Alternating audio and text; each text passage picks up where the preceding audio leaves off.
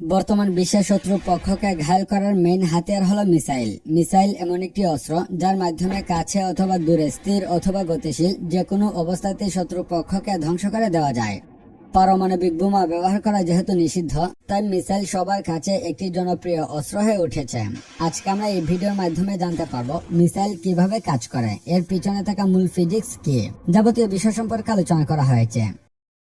Missile মূলত দুই প্রকার, ব্যালিস্টিক মিসাইল এবং ক্রুজ মিসাইল।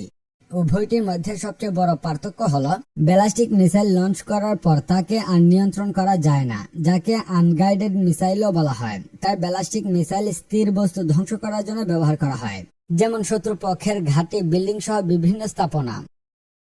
অপরদিকে ক্রুজ মিসাইলগুলোকে লঞ্চ করার পরও নিয়ন্ত্রণ করা যায়, যাকে গাইডেড মিসাইলও বলা হয়। ক্রুজ মিসাইল শত্রু পক্ষকে লক করে এর পিছনে ধাওয়া করতে সক্ষম। তাই সাধারণত ক্রুজ মিসাইলগুলো যেকোনো চলন্ত বস্তুকে ধ্বংস করার জন্য সবচেয়ে বেশি ব্যবহার করা হয়। পাশাপাশি স্থির বস্তু ধ্বংস করার জন্য ব্যবহার করা যেতে পারে। এছাড়া উভয় মিসাইলের মধ্যে বাকি সকল বৈশিষ্ট্য প্রায় সিমিলার। তাই আজকে আমরা এই ভিডিওর মাধ্যমে ক্রুজ মিসাইল কিভাবে কাজ করে তা নিয়ে বিস্তারিত আলোচনা করব। প্রথমে এর গঠন প্রকৃতি নিয়ে আলোচনা করা যাক। মিসাইলের ভেতরের সকল কম্পোনেন্ট একটি শক্তিশালী স্টিলের কেস দ্বারা আবৃত থাকে। এর সামনের অংশ খুবই সুচালুভাবে তৈরি করা হয়, যেন বায়ুর বাধার কারণে গতি কমে না যায়। সুচালু হওয়ার কারণে অতি সহজেই বায়ুর বাধা অতিক্রম করতে সক্ষম হয়। এর ফলে অল্প পরিমাণ শক্তি ব্যয় করে প্রচন্ড গতিতে ভ্রমণ করতে পারে। এগুলো হলো ইলেকট্রনিক পাখা। এই পাখাগুলোর অবস্থান পরিবর্তন করার মাধ্যমে মিসাইল ডানে বামে উপরে নিচে যেতে পারে। এই পাখাগুলো ব্যবহার করা হয় মিসাইল যেন আরো অধিক স্থিতিশীল অবস্থায় থাকতে পারে। এগুলো মিসাইলের বডির সাথে ফিক্সড অবস্থায় যুক্ত থাকে এবং সবচেয়ে পিছনে রয়েছে নজল। আসুন মিসাইলের ভেতরটা একবার দেখে নেওয়া যাক এবং এর প্রতিটি অংশকে অন্বেষণ করি। মিসাইল সাধারণত 3 ভাগে বিভক্ত। প্রথম অংশে ডিটেক্টর এবং ইনফরমেশনাল ডিভাইসগুলো থাকে, তারপর বিস্ফোরক পদার্থ এবং সর্বশেষে জ্বালানি। মিসাইলের সবচেয়ে সামনে রয়েছে সিকার বা সন্ধানকারী। সিকার মিসাইলের কার্যকারিতার জন্য অপরিহার্য। এর সাথে thermal imaging camera, infrared imaging, stabilisation, high accuracy, inertial navigation ইত্যাদি যুক্ত রয়েছে। সিকারের মাধ্যমে চলন্ত শত্রু পক্ষকে টার্গেট করে ধাওয়া করা সম্ভব হয়। এটি হলো control system. Control system seeker থেকে প্রাপ্ত তথ্যের মাধ্যমে মিসাইলটিকে সঠিক ফ্লাইট পথে পরিচালনা করে। এরপরই রয়েছে ওয়ারহেড বা বিস্ফোরক পদার্থের সিলিন্ডার। এর ভেতরে বিস্ফোরক পদার্থ হিসেবে সাধারণত ব্যবহার করা হয় টিএনটি, আরডিএক্স, জাইডো, এজাইড ইত্যাদি। আবার কোনো কোনো মিসাইলে অল্প পরিমাণ ইউরেনিয়াম ব্যবহার করা হয়, যেন মিসাইলের ধ্বংসাত্মক পরিমাণ আরো অত্যধিক হারে বৃদ্ধি পায়। এবং সর্বশেষ অংশটি হলো রকেটের জ্বালানি। সাধারণত 2 ধরনের জ্বালানি ব্যবহার করা হয়, কঠিন এবং তরল।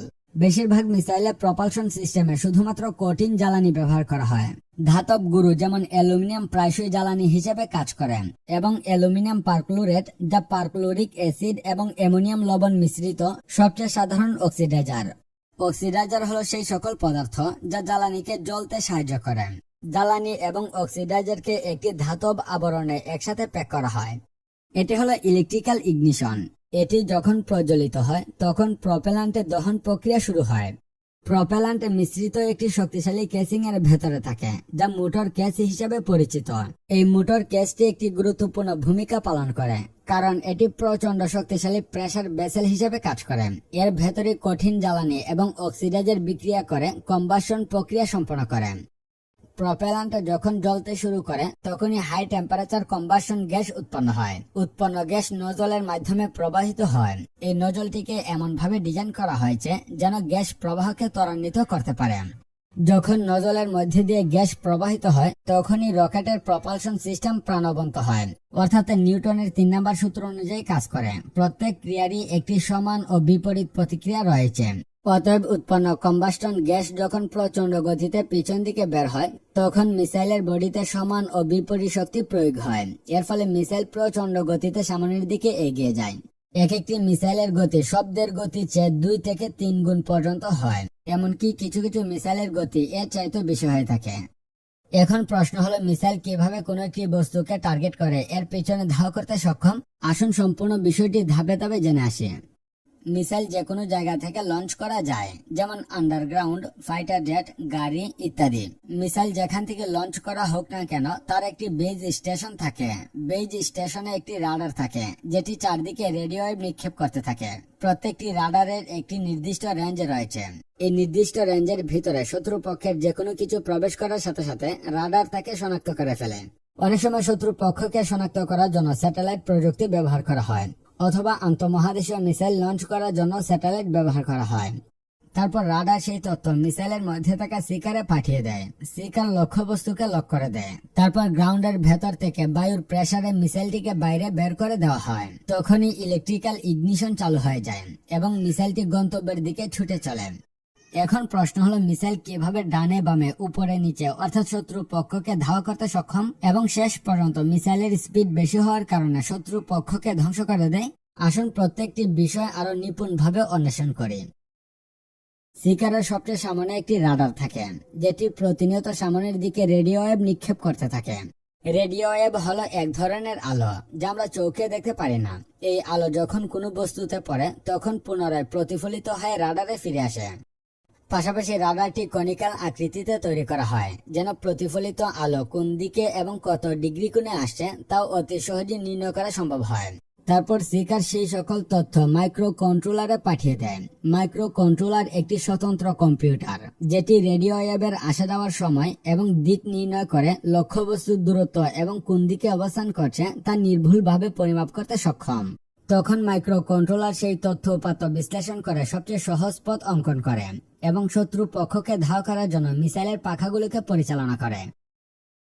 এখন প্রশ্ন হলো, এই মাঝ আকাশে মিসাইল কিভাবে ডানে বামে উপরে নিচে নির্দিষ্ট অ্যাঙ্গেলে মোড় নেয়? কারণ নির্দিষ্ট অ্যাঙ্গেলে মোড় নিতে হলে অবশ্যই কোনো কিছু সাপেক্ষে নির্ণয় করতে হবে। এজন্য ব্যবহার করা হয় হাই অ্যাকিউরেসি ইনার্শিয়াল নেভিগেশন। এই ইনার্শিয়াল নেভিগেশনের মাধ্যমে মিসাইল ডানে বামে উপরে নিচে কোন দিকে এবং কত ডিগ্রি কোণে মোড় নিচ্ছে তাও অতি সহজে নির্ণয় করা সম্ভব হয়।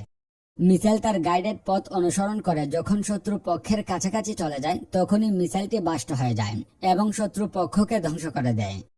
এছাড়া যখন অন্য একটি মিসাইলকে প্রতিরোধ করার প্রয়োজন হয় অথবা এ জাতীয় ছোট কোনো বস্তুকে, তখন সরাসরি আঘাত করা প্রায় অসম্ভব হয়ে পড়ে। এই ক্ষেত্রে মিসাইলটি যখন শত্রু পক্ষের প্রায় 10 থেকে 15 মিটার কাছাকাছি চলে আসে তখনই বাস্ট হয়ে যায়। এইভাবে কোন একটি গাইডেড মিসাইল প্রায় 90% সফলতার হার নিয়ে শত্রু পক্ষকে ধ্বংস করে দিতে সক্ষম। আশা করি বুঝতে পেরেছেন মিসাইল কিভাবে কাজ করে। যদি ভিডিওটি ভালো লাগে তাহলে অবশ্যই চ্যানেলটি সাবস্ক্রাইব এবং লাইক করতে ভুলবেন না এবং পাশে থাকা বেল আইকনটি অন করে দিবেন পরবর্তীতে এইরকম নতুন নতুন সায়েন্টিফিক ভিডিও সবার আগে পাওয়ার জন্য। ভালো থাকবেন, সুস্থ থাকবেন। আল্লাহ হাফেজ।